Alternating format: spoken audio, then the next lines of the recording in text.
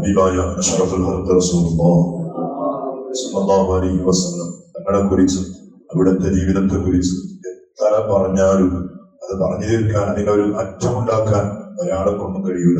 ലോകത്തിലുള്ള എല്ലാ കവികളും ഒത്തുകൂടി എല്ലാ കവികൾക്കും കൊടുക്കുന്ന സബ്ജക്ട് ഒന്ന് തന്നെയാണ്, റസൂലുള്ളാഹി സ്വല്ലല്ലാഹു അലൈഹി വസല്ലം. അങ്ങനെ കൊടുത്ത് അവരവർ അറിഞ്ഞതും പഠിച്ചതുമായ കാര്യങ്ങൾ അവരുടെ കവിതകളിലൂടെ എഴുതിയാൽ പോലും റസൂലുള്ളാഹി തങ്ങളെ കുറിച്ച് എഴുതി തീർക്കാൻ പറ്റൂല.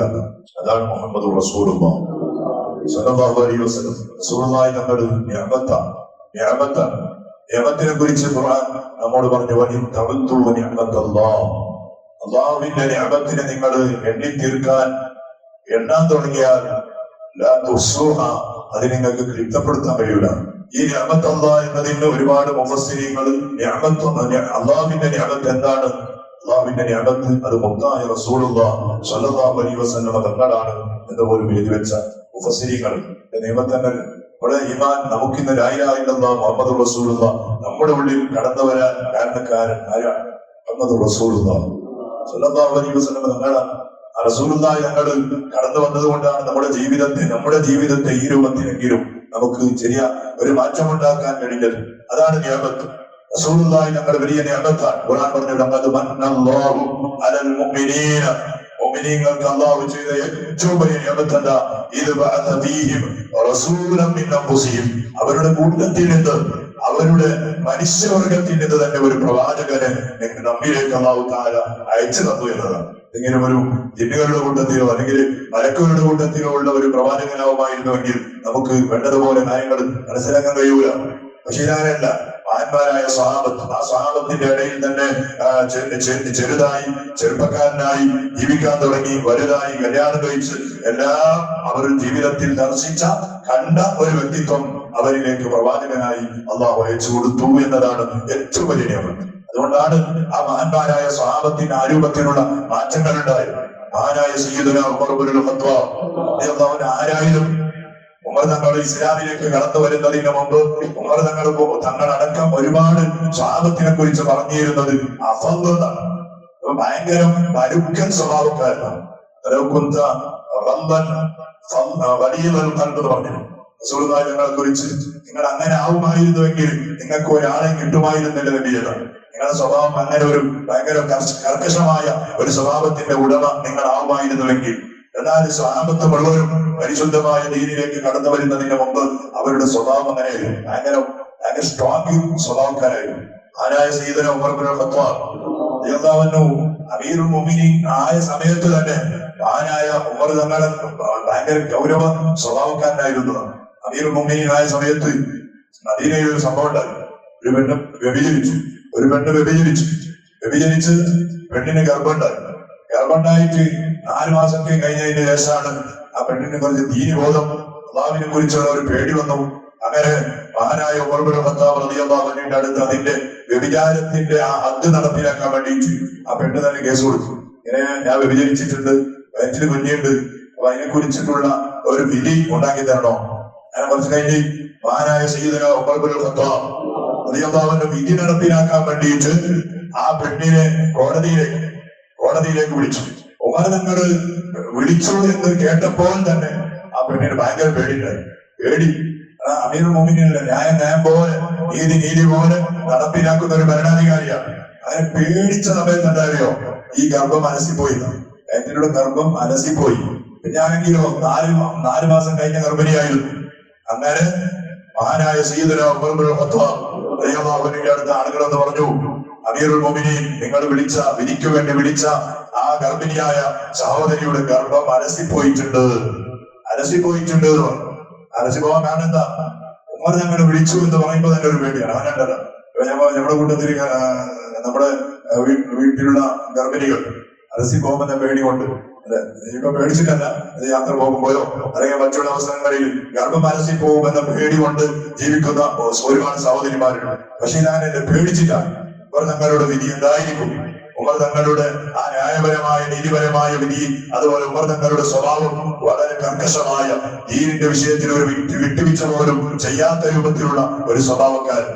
ആരായ ഉമർ തങ്ങളോട് ആളുകൾ എന്ന് പറഞ്ഞു, അമീറുൽ മുഅ്മിനീൻ നിങ്ങൾ വിളിച്ച ആ പെണ്ണിന്റെ ഗർഭം മനസ്സിൽ പോയിട്ടുണ്ട്.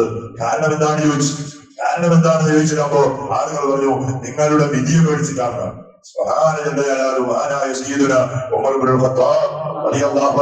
ചെറിയ മക്കള് കരയുമ്പോൾ പൊട്ടി പൊട്ടി കരഞ്ഞതാണ്.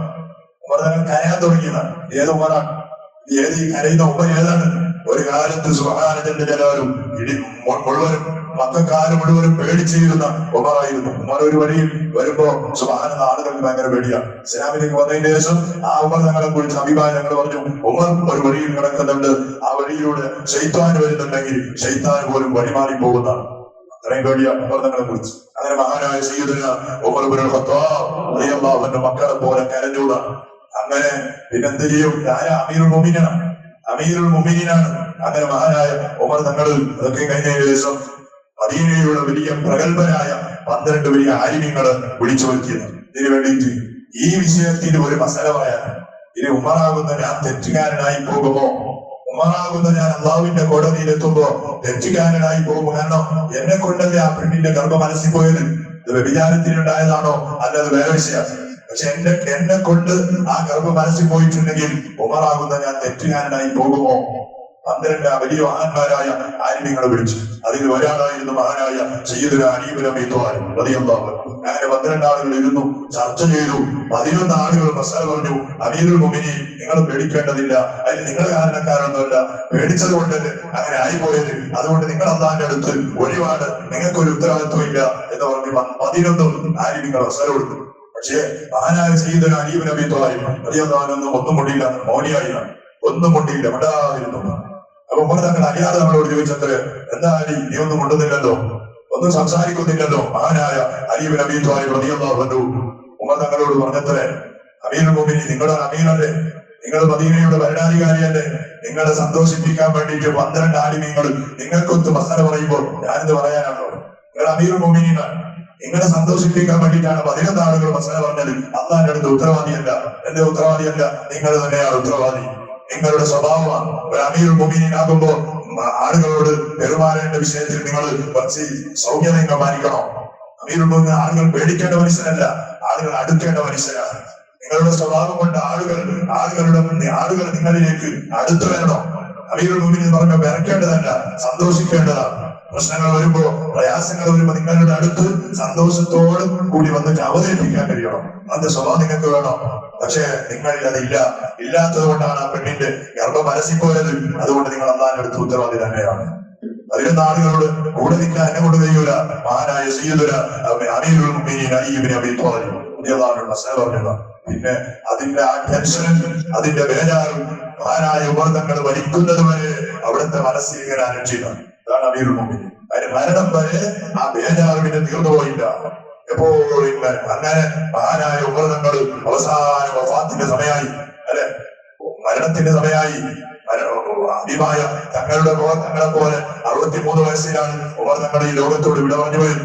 അങ്ങനെ മരണത്തിന്റെ സമയമായപ്പോ മഹാനായ സയ്യിദുനാ അമീറുൽ മുഅ്മിനീൻ ഉമർ ഇബ്നുൽ ഖത്താബ് റളിയല്ലാഹു അൻഹു ഇടയ്ക്കിടെ അറിയാതെ തങ്ങളെ വിളിച്ച് പിന്നെയും ഇങ്ങനെ സമാധാനം ഉണ്ടാക്കാൻ വേണ്ടി, കാരണം അള്ളാഹിന്റെ കോടതിയിൽ രക്ഷപ്പെടണ്ടേ, പടച്ചറപ്പിന്റെ കോടതിയിൽ എനിക്ക് സലാമത്താവണ്ടേ, ഇവിടെ അല്ലല്ലോ ലോകം, അള്ളാഹുവിന്റെ ആ ലോകത്തിലല്ലേ രക്ഷപ്പെടേണ്ടത്. മഹാനായ ഉമർ തങ്ങൾ അറിയാതെ തങ്ങളെ ഇടയ്ക്കിടെ വിളിച്ച് ഇങ്ങനെ സമാധാനം കിട്ടുന്ന വാക്കുകൾക്ക് വേണ്ടി, സന്തോഷം കിട്ടുന്ന വിവരങ്ങൾക്ക് വേണ്ടിയിട്ട് ഇടയ്ക്കിടെ വിളിച്ച് സംസാരിക്കുന്ന അവസാന ഘട്ടത്തിൽ മഹാനായ സയ്യിദുനാ അലി ഇബ്നു അബീ ത്വാലിബ് റളിയല്ലാഹു അൻഹു നിങ്ങളോട് പറഞ്ഞത്രേ, ഉമറേ നിങ്ങൾ എന്തിനാ ബേജാറാക്കണേ?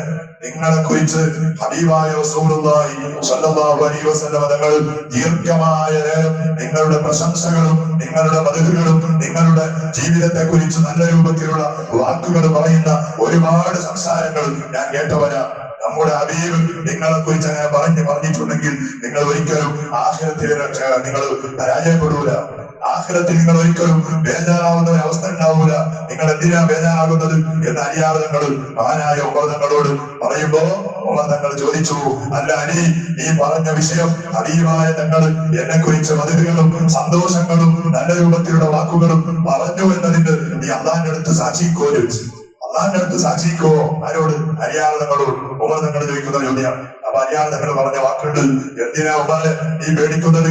ഞാൻ മാത്രല്ല, അന്ന് നിങ്ങളെ കുറിച്ച് ഹബീബായ നിങ്ങൾ പറയുമ്പോ എന്റെ ചെറിയ കുഞ്ഞുമോനായ സയ്യിദുനാ ഹസൻ റളിയല്ലാഹു അൻഹു എന്റെ തൊടയിൽ ഇങ്ങനെ തലവെച്ച് കിടക്കുകയായിരുന്നു.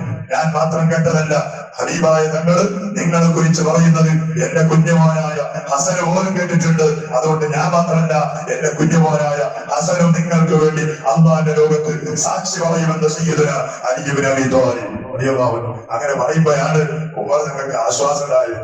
ജീവിതം മുഴുവനും ഞാൻ ചെയ്ത, എന്റെ ഭരണകാലത്ത് ഞാൻ ചെയ്ത ആ പ്രവർത്തനങ്ങളെ കൊണ്ട് ബേജാറായി പോകുമോ എന്ന് മനസ്സിൽ വിചാരിച്ചിരുന്ന ഉമർ തങ്ങളുടെ മനസ്സിന് സന്തോഷം കിട്ടാൻ അലിയാർ തങ്ങളുടെ വാക്കൊരു കാരണമായിരുന്നു. ഞാൻ പറഞ്ഞു വന്നത്, ഇത് ഏത് ഉമറാണ്? നിങ്ങളൊക്കെയും ചിന്തിക്കുന്ന രൂപത്തിൽ ഉമർ തങ്ങളുടെ മനസ്സിന് ഒരു പരിവർത്തനം ഉണ്ടാക്കിയ എന്താണ് അത്? മുത്തായ മുഹമ്മദ് റസൂലുള്ളാഹ് തങ്ങളുടെ പ്രബോധനമാണ്. മുഅ്മിനീങ്ങൾക്ക് അല്ലാഹു ചെയ്ത ഏറ്റവും വലിയ നിഅമത്ത്, ഉമർ തങ്ങൾക്ക് അല്ലാഹു ചെയ്ത ഏറ്റവും വലിയ നിഅമത്ത്, അവരുടെ കൂട്ടത്തിലുള്ള ഒരാള് ഒരു പ്രവാചകനായി അല്ലാഹു അയച്ചു എന്നതാണ്. അപ്പൊ അഭിപ്രായം ഞങ്ങൾ വലിയ നിഅമത്താണ്. എത്ര ആ നിഅമത്തിനെ കുറിച്ച് പറഞ്ഞാലും പറഞ്ഞു നിൽക്കാൻ കഴിയൂല. അങ്ങനെ പറയാം. ആ പറയുന്നതൊക്കെയും, ഞാൻ പറയുന്നതും സലാത്താണ്, ഞാൻ കേൾക്കുന്നതും സലാത്താണ്. സലാത്ത് എന്ന് പറഞ്ഞാൽ റസൂലുള്ളാഹിന്റെ പദവി പറയാനും കേൾക്കലും കൂടിയാണ്. അല്ലാഹു തആല ആ രൂപത്തിലുള്ള സ്വലാത്തുകളായി നമ്മുടെ ഈ മജ്‌ലിസുകൾ അല്ലാഹു ആക്കി തരുമാറാകട്ടെ.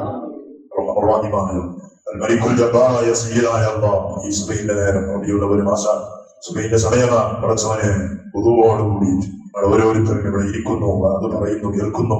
ആഖിറത്തിലും ഇതുപോലെ സ്വർഗീയ ലോകത്ത് സന്തോഷത്തോടെ ഒരുമിച്ച് കൂടാൻ ഈ സദസ്സിനെ ഒരു കാരണമാക്കി തരണേ അല്ലാഹ്.